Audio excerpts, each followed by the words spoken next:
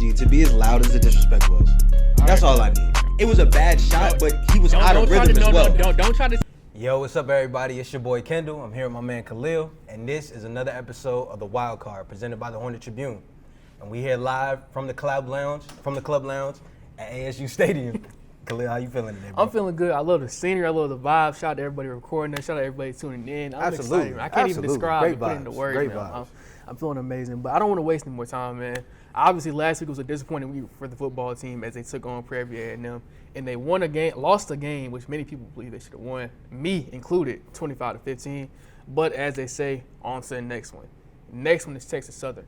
Kendall, it's going to be an interesting week. It's a big game. I think it's a make or break game for us for the season. I want to talk about the challenges that they could potentially present to us. What do you think? I think you can't talk about Texas Southern without talking about Andrew Body. Andrew Body is a dual threat quarterback. He has the way that they run their offense, they run a lot of option, and he can be very quick off the option. You know, that they have a running back tandem that's good too, Ladarius Owens and Ja'Cory Howard. And they can be very, very effective in the run game, and I think that that's something that I'm really worried about with them.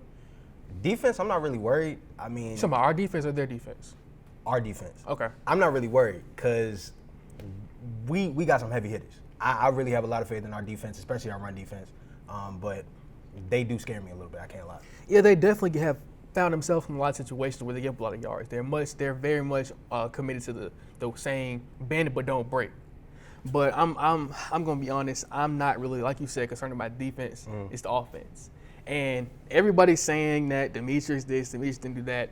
I'm still riding with my guy. Of course you are. I'm still riding with my guy. Is it still Bama State by 30, or is it what's going on? That's for the classic. I'm not looking at Jackson State anymore. I'm not focused. I was talking about today. Or I was talking about this week. This week, no. I think Texas Southern presents too many challenges. Oh, you got humbled. I love it. It's okay. not humble. It's All not right. humble. No, I'm believing in you know. Let's not get there. Don't get me off topic. But yeah, Texas Southern could present a lot of challenges. They got 2 top 15 rushers, as you mentioned, Ladarius Owens and Ja'Cory Howard. They could present a lot of problems for us.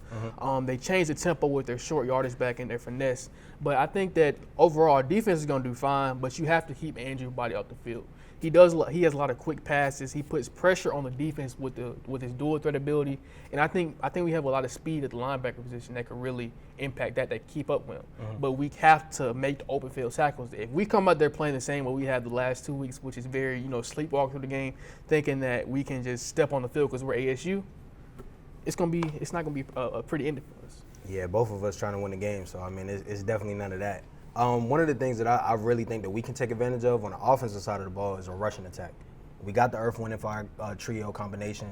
I really think that they can do something. I mean, it's the same Texas Southern team that gave up over 400 yards against Prairie View A&M. They're giving up 261 yards a game on average. Exactly. So I think that that's something that we can definitely take advantage of.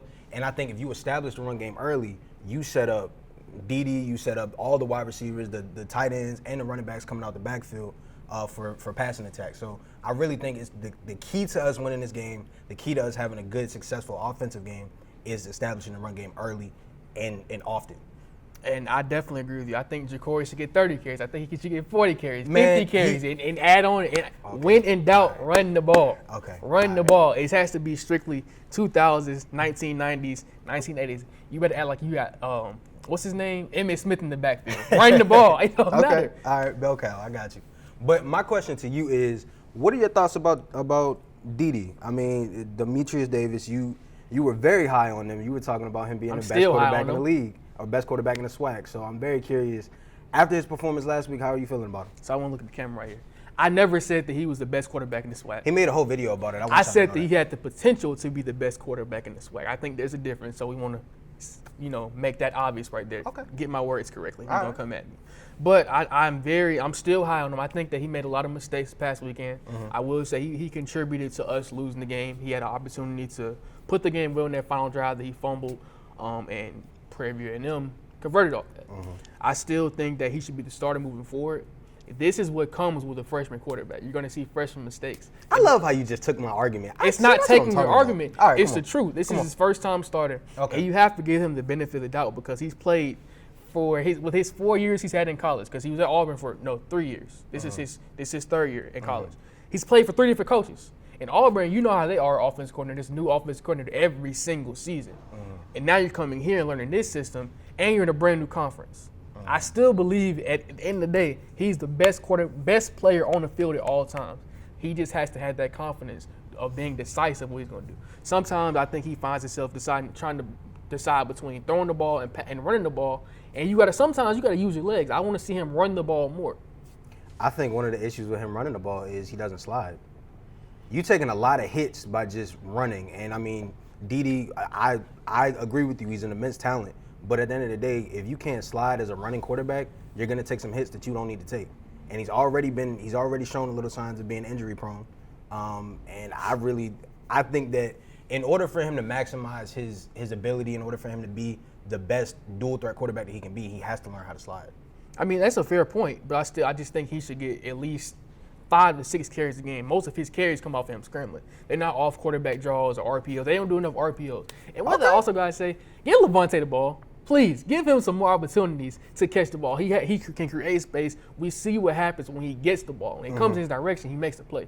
Okay. I just think he needs more opportunity. You got enough versatility at the wide receiver position and at the skill position to compete with anybody in SWAC. I agree with you. You got to figure out how to use them. But you also have to build a relationship with your quarterback, and right now they haven't done that. Because he's only played 2 games. Exactly. So you have to build a relationship with your quarterback. I mean, I know he's a great asset. That's also a play calling though. It's not just it's not strictly on Demetrius. You have to draw up plays. Okay, I want. But you also got to think Levante's a deep threat. That's what he's on the team for. He's a deep threat. He can do other things, but that's what he excels at. I think he can work at all 3 levels. But go ahead. For sure, that's what he excels at though. With this team, it's very hard for the offensive line to hold the defense for as long as Demetrius needs for him to throw the ball to Levante. I completely agree with you that Levante is a good asset. He should be the leading receiver on the team, in my opinion. I agree. I mean, we talked about how deep the wide receiver core is, and I think that both quarterbacks, Miles and Demetrius, have utilized the depth in that position. But at the end of the day, we got to get it to our best playmakers. Yeah, I completely agree with you on that. And right now, we haven't done that. So for me, I'm looking at Demetrius, and I'm recognizing the fact that he's making a lot of mistakes. I'm going freshman mistakes.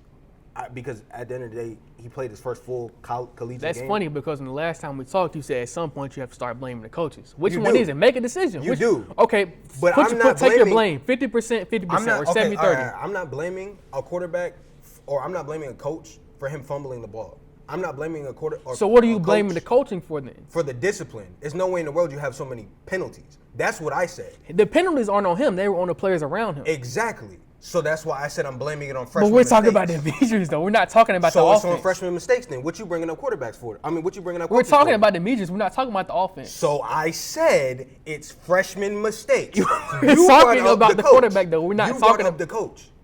I didn't bring up the coach. But you said it previously to me that at some point you have to blame the coach. You said he was the best quarterback in the SWAC. I said he had the potential. So what, we backtracking? No, we're not backtracking. We just getting each other straight. Okay. It's a little bit of straightening, like the Migos said. That was corny. Okay then. That's besides the point. But I really think that Demetrius is one of those players. He can be really good.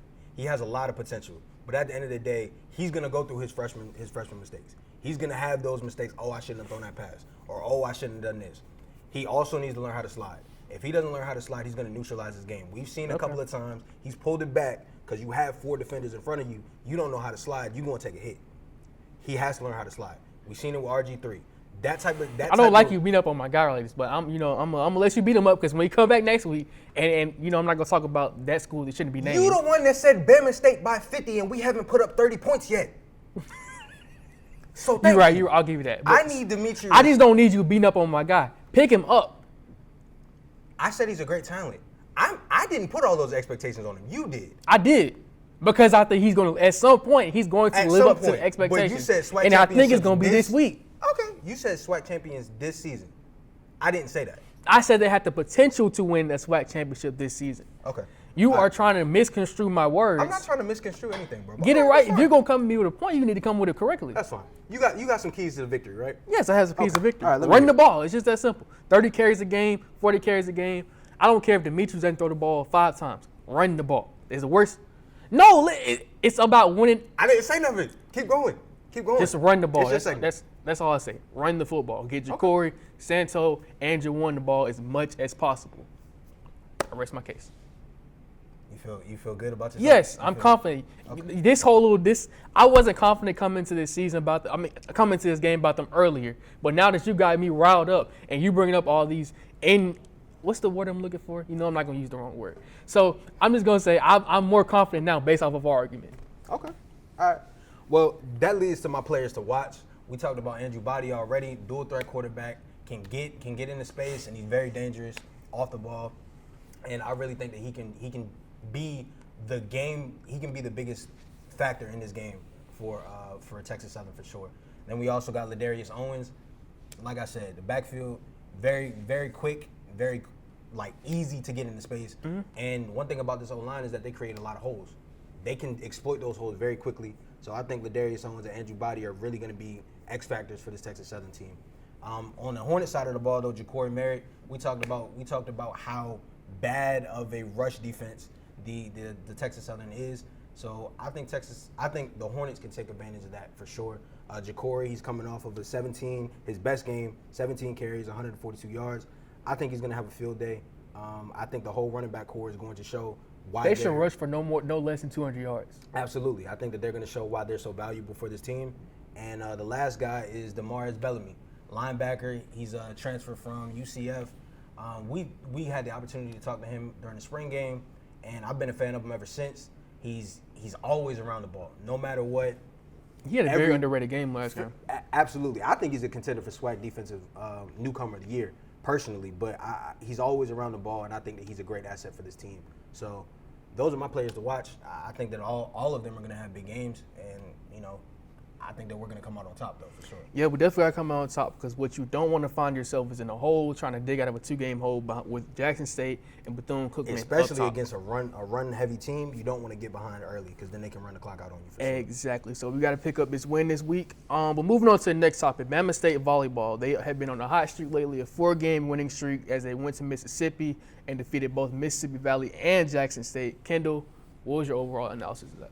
Man, I love this team. I told you that from jump. I had the opportunity to interview head coach Penny Lucas White, and the way that she talked about this team, she raved about them. She had a lot of emotion involved, and it was a lot of love there too. So I really think that this team is good. She talked about their best couple of players, Jada Rhodes, Kalasia Bates, and Mahogany Vincent, and I really think that those three can lead this team to a SWAC championship. I think that they have the capabilities.